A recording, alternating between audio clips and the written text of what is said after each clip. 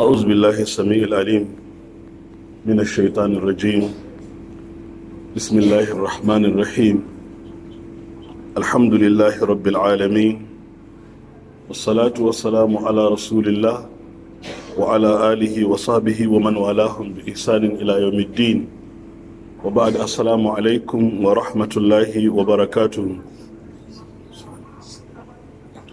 جيا mun fara bayani game da wannan annoba da Allah ya jarabci duniya da ita ce wannan annoba ta coronavirus wacce ake ce mata covid-19. in ba a manta ba a bayani na jiya na yi bayanin cewa in har za a yi magana ta adalci akan wannan cuta dole a kalli matsalar ta fuskoki kamar guda 7. Fuska ta farko ita ce fuskar tauhidi da aƙida. Fuska ta biyu ta ce ta fuskar hadisan manzon Allah sallallahu alaihi wasallam, mu dubi irin shiriyar da manzon Allah sallallahu alaihi wasallam ya gabatar mana dangane da mu'amalantar irin wannan yanayi na annoba. Fuska ta uku ita ce fuska fiqihu, domin mas'aloli na fiqihu sun shigo cikin al'amarin dangane da abin da ya shafi ibada. Ya kamata a aiwatar da ibada a cikin wannan yanayin? Kaga wannan mas'ala ce ta fiqihu. Mas'ala ta fuska ta hudu ita ce fuska ta maqasidu shari'a, wato manufofin shari'ar musulunci. Manufar shari'ar musulunci gamammiya ita ce kullum shari'ar musulunci tana neman abin da zai tabbatar da maslaha amma, gamarmiyar maslaha ga al'umma, da kuma kawar da mafsada amma, kawar da barna gamammiya. So a irin wannan yanayi wani mataki ne zai tabbatar da maslaha ga al'umma, wani mataki ne zai kawar da mafsada, cuta da barna ga al'umma? Kaga dole a yi nazari akan wannan. Sannan fuska ta biyar ita ce fuska ta usulul fiqh da kuma qawaidul fiqhiyya. In za a fitar da hukunci na fiqhu akan wasu ka'idoji, wasu principles, ko ba haka ba, jurisprudential principles, ka'idodi na wato ainihin misali fiqihu da kuma wato usul, ƙa'idodi na usulul fiqh da za a gina hukuncin akai. Sannan wato ainihin misali fuska ta nawa kenan, ta shida. je na ce 7 ne ko? Abin nan fuska ta shida ita ce wato ainihin misali tarihi.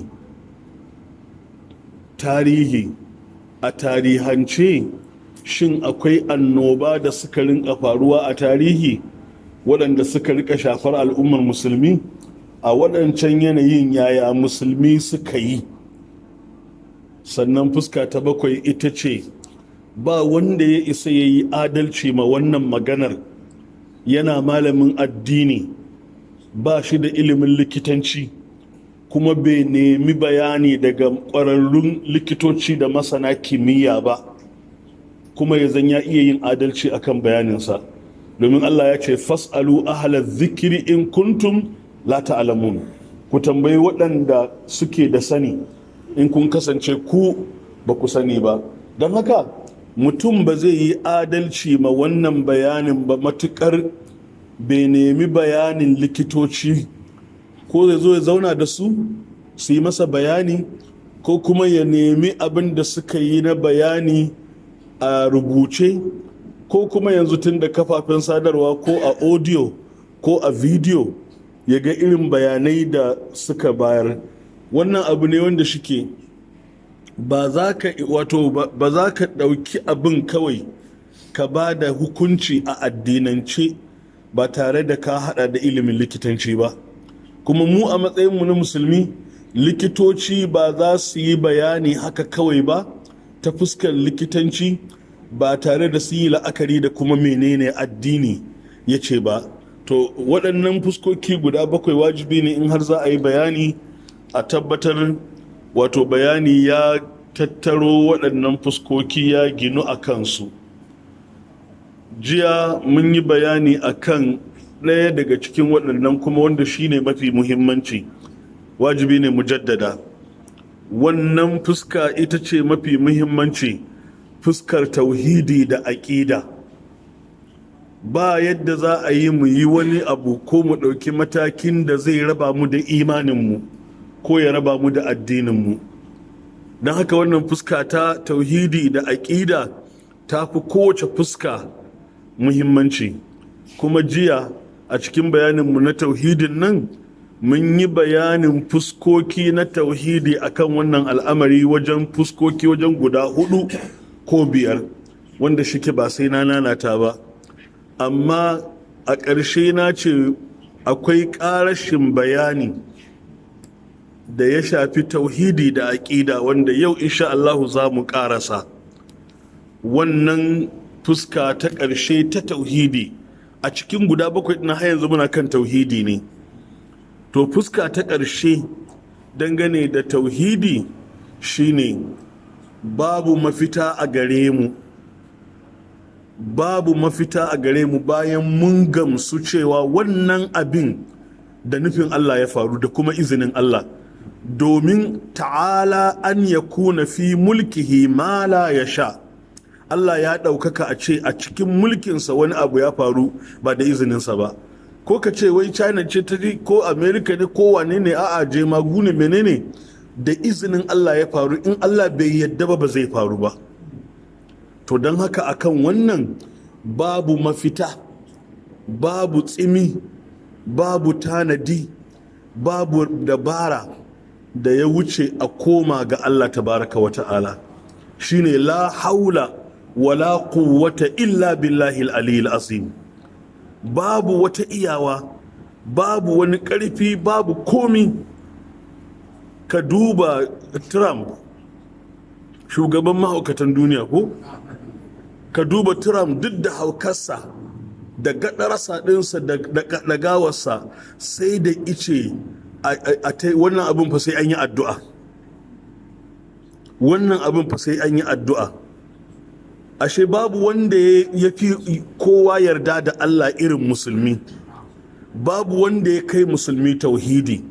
Don haka fuska ta ƙarshe da za mu yi bayani dangane da abin da ya shafi tauhidi shine a koma ga Allah tabaraka wa ta'ala akan wannan al'amari. Komawa ga Allah ya shafi kuma ita kanta komawa ga Allah ta fuska biyu. A koma ga Allah ta fuska biyu.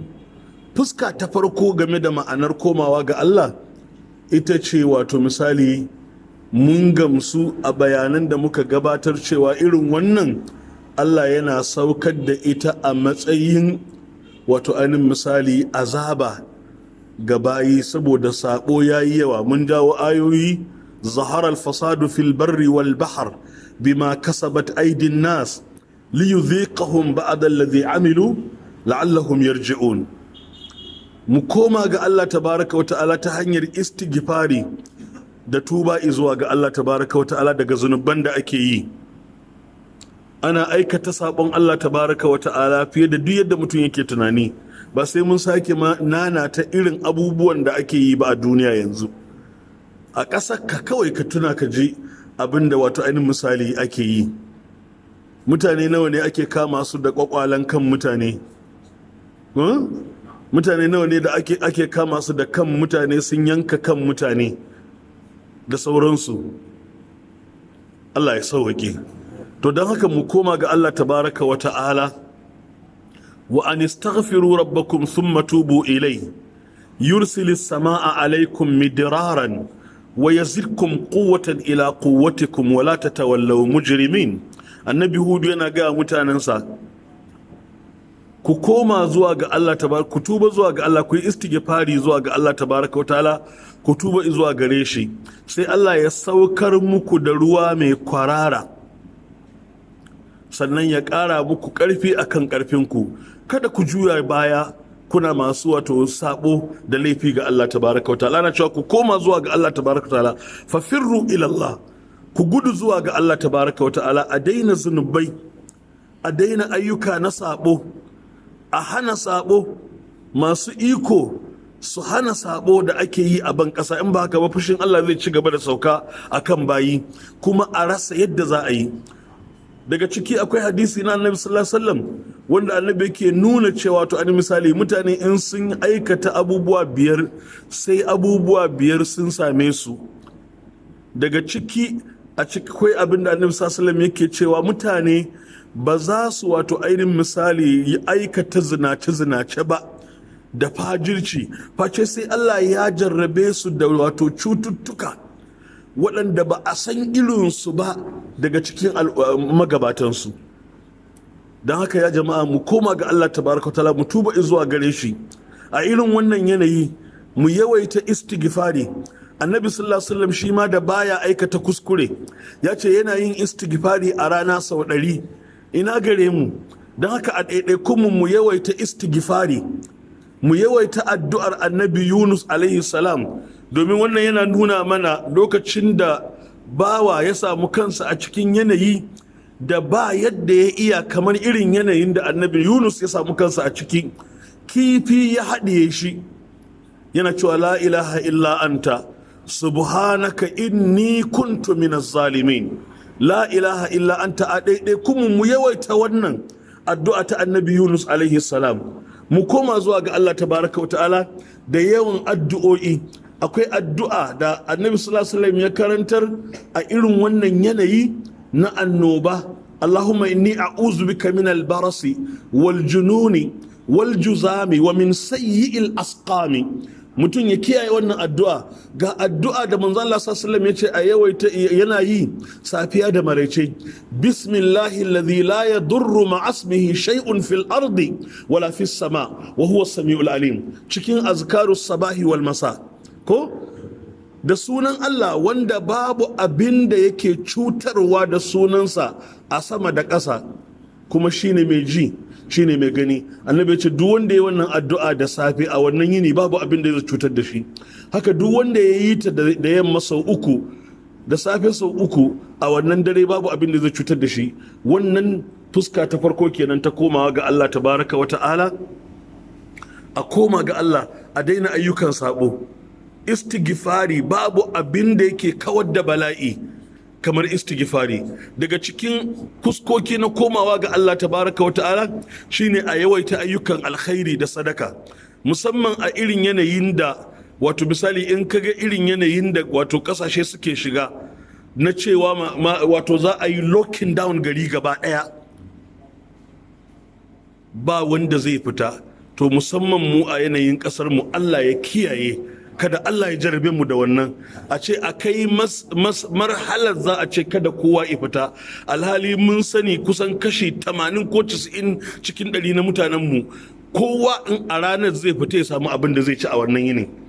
To a irin wannan yanayi wajibi ne waɗanda suke da wadata su fitar da taimako ga 'yan uwa waɗanda suke buƙatar taimako, kuma babu abin da yake kawar da bala'i irin sadaka da taimako.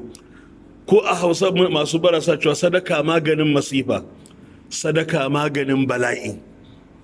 Don haka waɗannan na daga cikin matakai na komawa ga Allah tabaraka wa ta'ala. Annabi Nuhu yana gaya ma mutane sa, faqul tastaghfiru rabbakum innahu kana ghaffara yursilis samaa alaykum midrara wa yumdidkum bi amwalin wa banina wa yaj'al lakum jannatin wa yaj'al lakum anhara ma lakum la tarjuna lillahi waqara. Don haka mu koma ga Allah tabaraka wa ta'ala. Fuska ta biyu ta komawa ga Allah tabaraka wa ta'ala ita ce fuska ta tawakkali, cewa wato ainihin misali mu sani duk abin da za mu yi da duk dabarun da za mu ɗauka da matakan da za mu ɗauka ba su za su kawar mana da wannan cuta ba, ba su za su yaye wannan annoba ba, sai Allah tabaraka wa ta'ala. Wa in yamsaska Allahu bi durrin fala kashifa lahu illa hu. In Allah ya shafe ka da cuta, babu wanda zai yaye maka wannan cutar sai Allah tabaraka wa ta'ala. Wannan shine fuska ta biyu mafi muhimmanci, wanda wato wannan shine zai kiyaye ma mutum aqidarsa, cewa ya sani, mu sani babu wanda zai yaye wannan, ba wata dabara da za ta yaye wannan masifa sai Allah tabaraka wa ta'ala. Allah ya yaye mana, Allah ya kawar mana da wannan bala'i, Allah ya sassauta mana, Allah ya tausaya mana.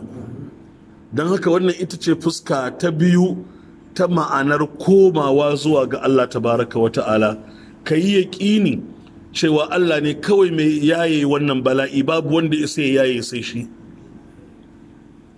To amma maganan nan ta wato tawakkali da mai da al'amari zuwa ga Allah tabaraka wa ta'ala, da gamsuwa akan cewa babu wanda zai yaye wannan bala'i sai Allah tabaraka wa ta'ala, wannan yana kore ka yi abin da za ka iya yi a matsayinka na bawa don kare kanka daga cutar, ko kuma don ƙoƙarin kawar da cutar.